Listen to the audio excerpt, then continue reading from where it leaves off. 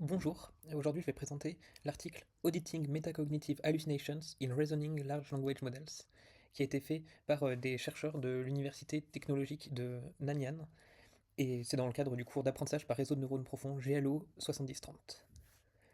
C'est un article qui va parler des hallucinations dans les modèles de raisonnement, donc les modèles récents qui sont sortis, les Reasoning LLMs, qui sont une nouvelle génération de LLM, Large Language Models, comme GPT-01, DeepSeek R1 ou Claude Thinking, qui en fait utilise un raisonnement en plusieurs étapes qui est appelé la chain of thought. Donc c'est une autoréflexion où le modèle se relie et se corrige. Qu'est-ce que ça veut dire? Ça veut dire que au lieu de faire un passage dans le LLM pour entrer des tokens en input et sortir des tokens en input, il va y avoir toute une chaîne de réflexion plus complexe qui permet d'avoir des pensées plus profondes. Et ça donne effectivement de meilleurs résultats sur les maths, le code, le raisonnement. Mais par contre, il y a des hallucinations qui deviennent plus fréquentes. Parce que cette chaîne de raisonnement, elle amplifie certaines hallucinations. Donc les chaînes longues, elles font que des erreurs qui sont faites au début du raisonnement, elles sont propagées sur tous les pas suivants. L'autoréflexion, elle force l'erreur, elle renforce l'erreur au lieu de la corriger. Donc quand il réfléchit sur lui-même, il va essayer de s'auto-confirmer que c'est bien. La réponse finale, elle peut être cohérente. Des fois, la phrase va être tout à fait cohérente, mais en fait, factuellement, elle sera fausse. Par exemple, les vaches pondent des œufs. Et ben, la réponse, elle est cohérente, mais elle est fausse. Et les utilisateurs, ils lisent que la conclusion, pas la chaîne, donc ça fait des erreurs invisibles, parce que toute la chaîne de réflexion, elle est souvent cachée à l'utilisateur. On peut parfois l'ouvrir avec un petit menu, mais la plupart du temps, on ne la voit pas, on ne la consulte pas, on ne cherche pas à savoir ce qui se passe, on cherche juste à avoir la bonne réponse. Et donc il y a quelques questions qui se posent, notamment est-ce qu'on peut auditer ce qui se passe à l'intérieur du long raisonnement, et qu'est-ce qui se passe avec les hallucinations qui deviennent plus fréquentes quand on a des modèles de raisonnement. Donc là c'est un petit exemple de chaîne de pensée avec la propagation de l'erreur et de l'hallucination qui est proposée dans l'article. Donc en fait il y a l'idée qui vient de base et qui passe par plusieurs étapes où on rajoute du savoir interne, donc avec des informations que le modèle a appris et a vues, et du savoir externe.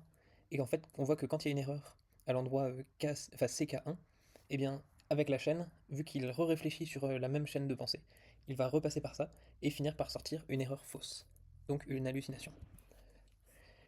L'idée de cet article, c'est qu'il y a 4 contributions. Ils ont fait un audit en boîte noire des chaînes de raisonnement. Ils ont fait de la taxonomie des hallucinations, c'est-à-dire ils ont séparé entre le type 1 et le type 2 des hallucinations, selon leur classification, et on reviendra dessus. Ils ont modélisé la métacognition, donc à quel point est-ce que le modèle avait confiance dans sa propre réponse.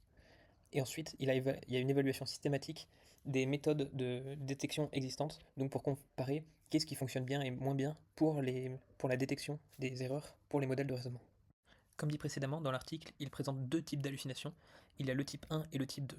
Le type 1, c'est des données qui étaient présentes dans les données d'entraînement, mais qui ont été mal apprises. Donc elles ont été vues, mais le modèle n'a pas suffisamment compris, pas suffisamment généralisé. Donc il aura une forte confiance, mais il peut se tromper. Enfin, il peut se tromper. Et la type 2, c'est des informations qu'il n'a jamais vues. Donc si on lui pose une question sur quelque chose qu'il ne connaît pas, et bien dans ce cas-là, la confiance, elle devrait être presque nulle parce qu'il ne connaît pas.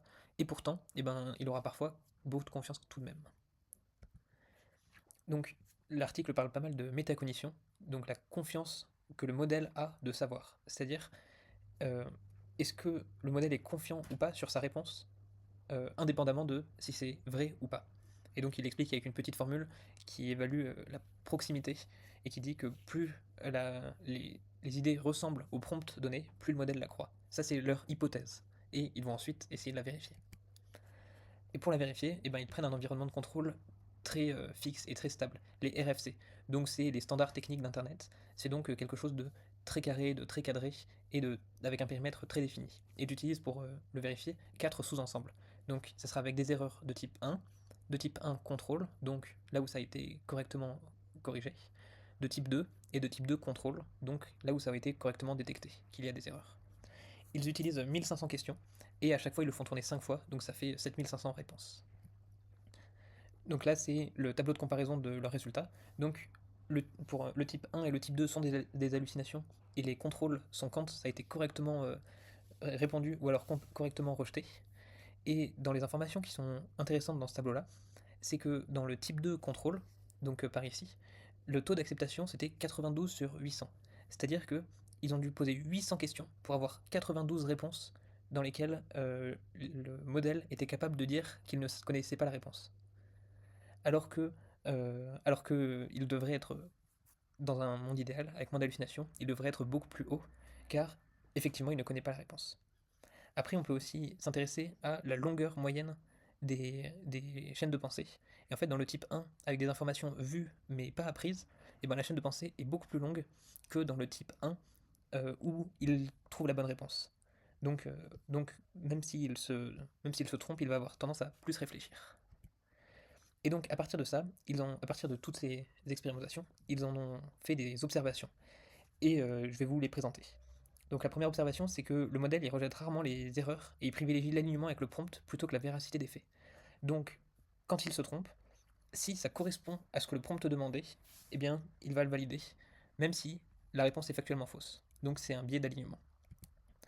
Ensuite, les hallucinations de type 1, elles s'accompagnent de chaînes de raisonnement plus longues, car le modèle prolonge son raisonnement pour compenser son incertitude et renforcer une connaissance mal maîtrisée. Donc, quand on est dans les hallucinations où il a vu les données mais il les a mal apprises, et ben, il va essayer de plus réfléchir pour essayer de deviner. Mais en fait, ça va juste renforcer sa confiance sans pour autant tant renforcer la bonne information. Après, quand il détecte une erreur externe, le modèle la propage en inventant de nouvelles connaissances internes pour rester cohérent avec le prompt. Donc en fait, quand on lui donne des informations externes qui sont fausses, et ben, ça va beaucoup le perturber et il va les considérer comme vraies, même s'il détecte qu'il y a des erreurs. Ensuite, quand on est dans la réflexion, eh bien, ça peut augmenter la confiance du modèle, même sans justification valide, ce qui renforce ainsi des erreurs à partir d'hypothèses non fondées.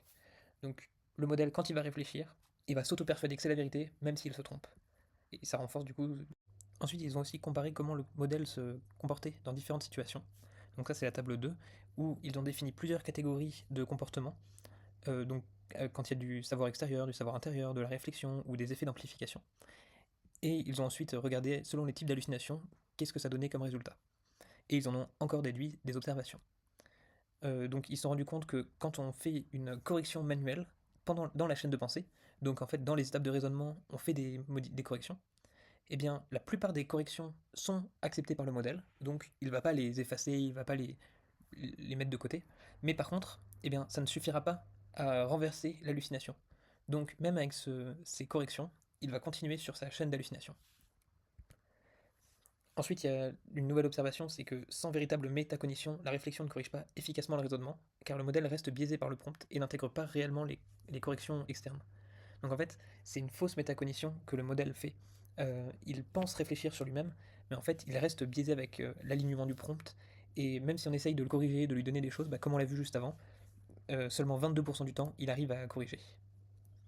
Ensuite, nouvelle observation que s'il n'y a pas de métacognition, eh bien le raisonnement il peut diverger de la réponse finale, montrant que le modèle ne sait pas vraiment s'il maîtrise les connaissances qu'il utilise. Donc en fait, s'il réfléchit pas forcément, il va juste partir dans une boucle où il va amplifier sa réponse et pas forcément l'améliorer, juste l'amplifier. Donc s'il n'était pas bien aligné avec la bonne réponse, il va partir encore plus loin. Ensuite, il y a une nouvelle observation, et c'est la dernière, l'observation 7, c'est qu'une faible entropie dans des raisonnements hallucinés révèle une illusion de cohérence où le modèle répète et renforce une erreur sans réaliser qu'il manque de connaissances correctes. Donc en fait, si toutes ces réflexions elles se ressemblent à peu près, et ben il va se dire que c'est très cohérent, même si c'est faux, même si c'est une erreur.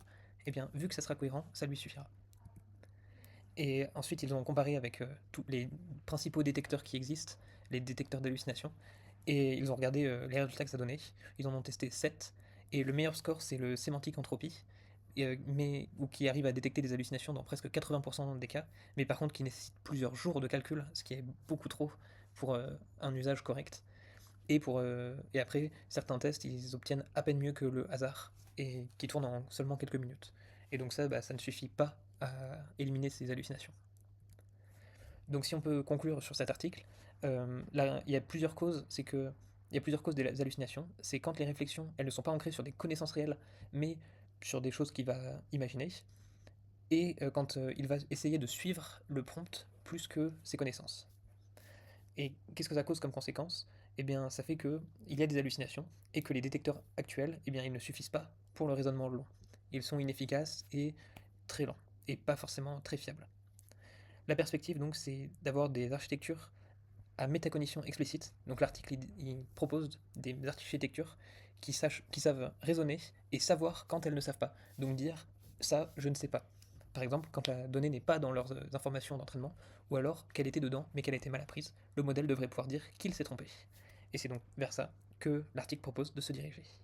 Merci.